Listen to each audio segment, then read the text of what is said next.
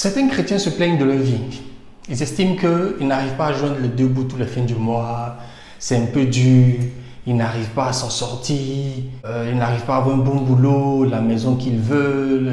Ils n'arrivent pas à avoir, tu vois, tout ce dont ils rêvent.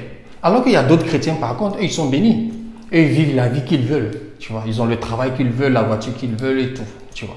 Donc, est-ce que Dieu fait de l'injustice? Est-ce que Dieu bénit certains chrétiens au détriment des autres? Alors, est-ce que Dieu est injuste? Certains aussi pensent qu'ils seront bénis au moment favorable, au temps de Dieu. Ils attendent. Alors qu'ils vieillissent et pas le travail, mais bon, ils attendent le temps de Dieu. Laisse-moi te dire aujourd'hui que ce n'est pas une histoire d'injustice.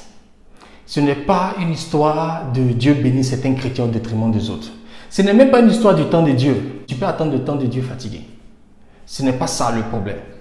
C'est simplement une histoire d'ignorance. L'ignorance là, ça tue. Qu'est-ce qu'il faut savoir en tant que chrétien? Première des choses, il faut accepter Jésus-Christ comme Seigneur et Sauveur. Donc, je suppose que si tu es chrétien aujourd'hui, c'est que tu as accepté Jésus-Christ comme Seigneur et Sauveur. La grosse erreur, c'est de penser que en acceptant Jésus-Christ comme Seigneur et Sauveur, ta vie va changer. Ouais, ça c'est l'erreur. Les gens pensent que quand ils vont accepter Jésus-Christ comme Seigneur et Sauveur, quand ils vont se convertir, quand ils vont devenir chrétiens, leur vie va changer. Non, ta vie ne va pas changer. Désolé de te décevoir, ta vie ne va pas changer. Laisse-moi te dire, c'est que c'est qu'accepter Jésus-Christ comme Seigneur et Sauveur. Jean 3,16, qu'est-ce que la Bible nous dit? La Bible nous dit que Dieu a tant aimé le monde, je paraphrase, Dieu a tant aimé le monde qu'il a donné son Fils unique, afin que quiconque croit en lui ne périsse point, mais qu'il ait la vie éternelle. Qu'est-ce que ça veut dire? Ça veut dire que quand tu acceptes Jésus-Christ comme Seigneur et Sauveur, tu es sauvé. Tu ne vas pas périr, tu auras la vie éternelle. Être sauvé, c'est ton âme qui est sauvée. Être sauvé, c'est au ciel. C'est-à-dire que tu vas aller au ciel aussi. Tu vas aller, comme vous aimez le dire, au paradis. Tu vas aller au paradis aussi. Mais en attendant que tu ailles au ciel, là, tu es sur la terre. Tu vis comment?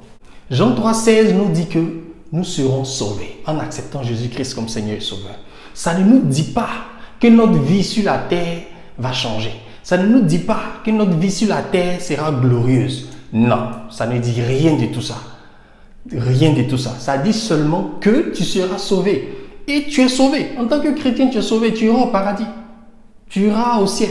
Tu es sauvé. Mais pour que ta vie chrétienne soit épanouie sur la terre, pour vivre une vie chrétienne épanouie sur la terre, pour vivre une vie chrétienne heureuse sur la terre, pour vivre tes rêves, pour vivre ce pourquoi Dieu t'a envoyé sur cette terre, pour manifester la gloire de Dieu sur cette terre, au-delà d'accepter Jésus-Christ comme Seigneur et Sauveur, il faut passer à l'étape 2. L'étape 2, c'est demeurer dans la parole de Dieu. Après Moïse, son petit, comme on dit chez nous, c'est son petit Josué qui a commencé à diriger le peuple d'Israël. Et Dieu a dit quelque chose de très important à Josué. Josué 1 à partir du verset 8. Que ce livre de la loi ne s'éloigne point de ta bouche. Mais est-ce qu'on lit un livre avec la bouche? Médite-le jour et nuit pour agir fidèlement selon tout ce qui est écrit. Car c'est alors que tu auras du succès dans tes entreprises. C'est alors que tu réussiras. Médite-le jour et nuit pour agir fidèlement selon ce qui est écrit. C'est alors que tu auras du succès. C'est alors que tu réussiras. Plus loin, dans Jean, Jésus va dire, si vous demeurez en moi et que mes paroles demeurent en vous, demandez ce que vous voudrez et cela vous sera accordé. Si vous demeurez en moi et que mes paroles demeurent en vous, demandez ce que vous voudrez et cela vous sera accordé. Donc, ça veut dire que jusqu'à aujourd'hui, si ta vie chrétienne n'est pas glorieuse, si tu souffres en tant que chrétien, si tu n'as pas ce que tu demandes, ça veut dire que le livre de la loi là s'est éloigné de ta bouche. Ça veut dire que tu ne demeures pas en Christ et que les paroles de Christ ne demeurent pas en toi. Maintenant, les gens vont me dire, c'est quoi demeurer en Christ? Ok, je vais développer cela dans une prochaine vidéo, d'accord? Donc, si tu es intéressé, si tu veux savoir ce que c'est que demeurer en Christ, mets-moi ça en commentaire, je vais développer ça dans une prochaine vidéo pour toi. Mais aujourd'hui, je veux m'attarder sur quelque chose. Que ce livre de la loi ne s'éloigne pas de ta bouche. Tu sais très bien qu'on ne lit pas un livre avec la bouche. D'accord, ça c'est le premier point. Deuxième point, que les paroles de Christ demeurent en toi. Tout ce que tu vas demander là, tu vas avoir. Donc, au-delà d'accepter Jésus-Christ comme Seigneur et Sauveur, en tant que chrétien, tu dois connaître la parole de Dieu. Tu dois avoir la connaissance de la parole de Dieu et confesser la parole de Dieu chaque jour dans ta vie. Déclarer les promesses de Dieu chaque jour dans ta vie. C'est ce qui va changer ta vie. Si tu as accepté Jésus-Christ comme Seigneur et Sauveur, tu vas à l'église, tu danses la louange, tu fais adoration, il n'y a pas de souci. Mais tant que tu n'as pas encore médité la parole de Dieu, insérer la parole de Dieu dans ton âme, dans ton esprit, dans ton être, afin que chaque jour tu agisses en fonction. Parce que il a été très clair dans Jésus, médite la parole, jour et nuit, pour agir fidèlement selon ce qui est écrit. Donc tu dois méditer la parole jour et nuit, et puis ça va faire partie de toi. Tu comprends? Ça va faire partie de toi. À force de méditer la parole, tu vas commencer à agir selon ce qui est écrit. À force de méditer la parole, ça va devenir ta vie, ça va devenir ton être, ça va devenir ton inspiration.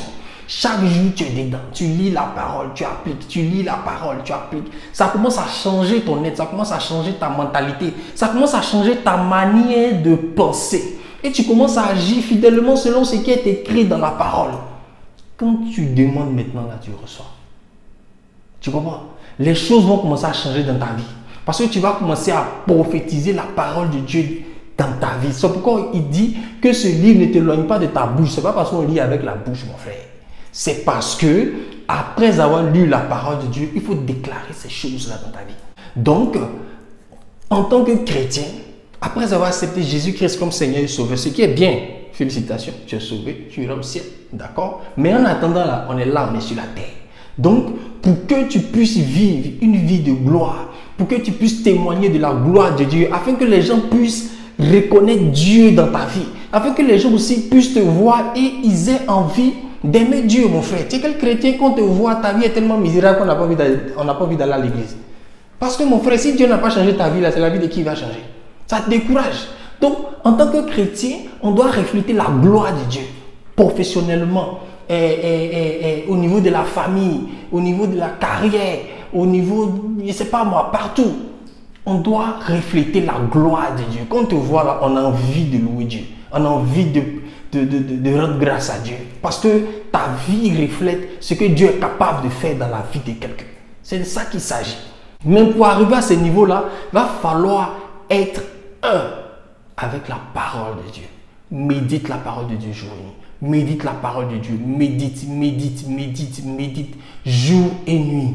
Médite. Ça va commencer à changer ta manière de penser. Ce qui est comme obstacle, tu vas voir ça comme opportunité. Ce qui est comme défi, tu vas voir ça comme occasion pour voir la main de Dieu puissante dans ta vie. Ce que les gens disent, ce que tout le monde dit que ça ne va pas arriver, toi tu vois ça venir. C'est comme ça que tu commences à développer un esprit lié à la parole de Dieu. Et tu commences à être proche du Saint-Esprit. Le Saint-Esprit commence à te guider. Au lieu d'aller déposer ton CV ici, le Saint-Esprit va te dire, va déposer ici. Au lieu de faire tel business qui ne va pas marcher, le Saint-Esprit va te dire, fais tel business qui va marcher. Et tu commences à être proche de la gloire de Dieu. Partout où on refuse les gens à toi, seul on t'accepte. Tu fais la différence. Mais c'est parce que tu es en harmonie avec la parole de Dieu. Donc, en tant que chrétien, tu dois méditer. Tu dois connaître la parole de Dieu. Si tu ne connais pas la parole de Dieu, si tu ne connais pas les Écritures, si tu ne connais pas ce que disent les Écritures concernant ta situation, concernant la vie, tu vas faire ce que tu veux, mon frère. Tu seras seulement sauvé. En attendant, là, nous, on nous saisit la terre ici pour toi. Parce que tu n'as pas moussé. Donc, c'est ça la différence. Donc, en tant que chrétien, il faut que tu comprennes ça. Allez, je répète là. Je vais te laisser. J'espère que tu vas lire la parole de Dieu. J'espère que tu vas méditer la parole de Dieu. Si tu as des questions, en commentaire. Si tu veux que je développe certains thèmes, en commentaire. Et je vais développer, voilà, si ça vous intéresse, je vais développer qu'est-ce que ça veut dire demeurer en Christ. Alors on se voit dans une prochaine vidéo.